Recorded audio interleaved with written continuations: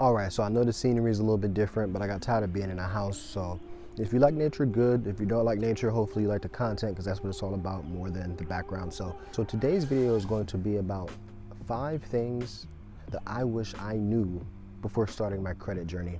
So yeah, this is for beginners, but also if you're not a beginner, you can still watch this video, probably learn some new things. And guys, this is not every tip, but these are some of the things that I think are really important. These are 5 things. So let's go right into the video. So number 1 is going to be shop around. Yes, we want to get whatever credit card is willing to give us some credit, but we need to shop around. So again, Credit One is not a bank that I would do business with. They take advantage of you with annual fees.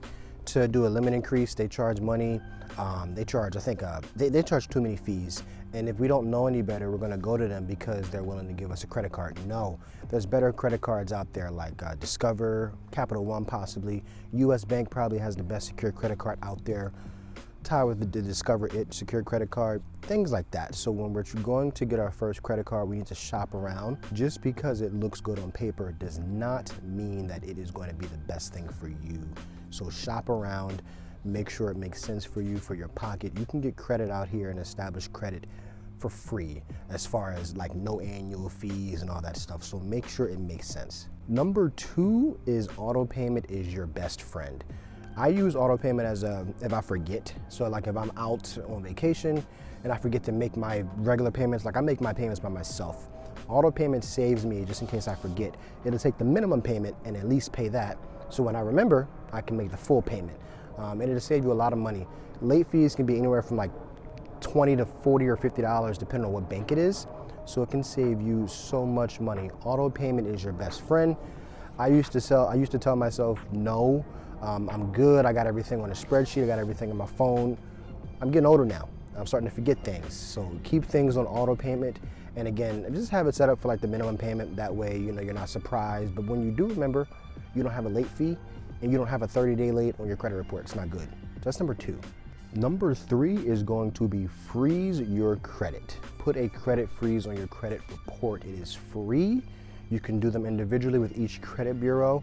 I have a video right here where you can learn more about it, but credit freezes are important. There have been a bunch of data breaches in the last couple years that I've been a part of, and without a credit freeze, I would be screwed, okay?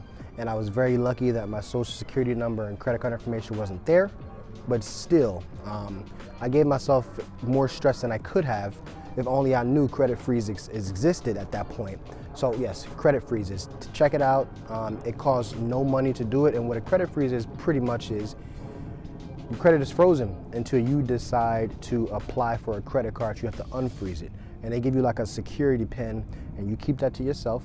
And as long as no one has that pin, there's no way possible unless they have your pin that your credit is ran. And it's really, really, really easy to freeze. It's really, really easy to unfreeze. It takes me maybe 5 minutes tops to freeze and unfreeze. You can do it on your phone, you can call in, whatever you want to do. So that's tip number 3. Make sure your credit is frozen when you are not doing anything as far as trying to get a house, a credit card, a car, to prevent unwanted identity fraud. Number 4 is that your first credit card may require a deposit. And what I mean by that is a secure credit card. It was my way of doing things. It's still my favorite way of doing things than any of these new products out here. Secure credit card is old-fashioned, but it gets the job done. It's a good investment. So what I had to do, and I wish I knew this, I was applying for a bunch of credit cards. I was the one, like I told you in the beginning of the video, trying to take any credit card that I saw online. And I was doing so many inquiries. I probably had maybe like 10 inquiries, and they were all denied for no credit, for not having any credit. Even the student credit cards, or even the people who don't have good credit type credit cards, like Credit One declined me and all that stuff. So, and then thank goodness they did. But yeah, make sure you know that. It's probably gonna require a deposit for people like you and I who maybe have no credit or maybe damaged credit or little to no credit, right? So take $200, $300, go to Discover, go to Capital One, and give them $300. They'll put it in a savings account, and you have yourself a credit card. And again, I got more videos and all that stuff right here, so I'm not gonna get too much into it. But yeah, that's tip number 4. Your first credit card may require a deposit, but you get the money back most of the time. It is a great investment for your future. Now this one may be cliche or oh my God, but listen, credit takes patience. Great credit takes patience. Bad credit is quick, okay? So you can just think about that one more time. Great credit takes patience. It takes a while to build up good things, but it's easy to mess up some. I can't say the word that I was going to say, but it's easy to mess things up, but it's hard, and it takes patience to kind of build on good things sometimes. So keep that in mind. Great credit is a marathon. It is not a race.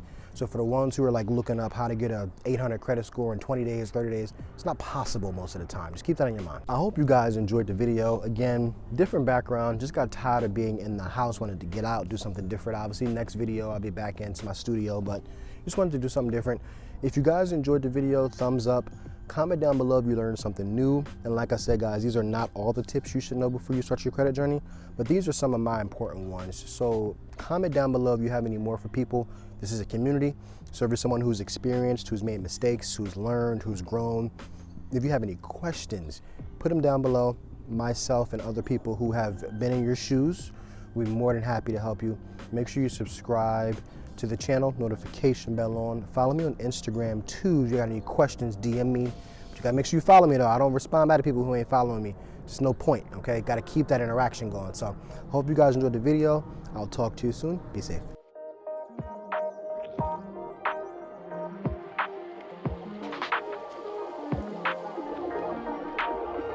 Pop it off.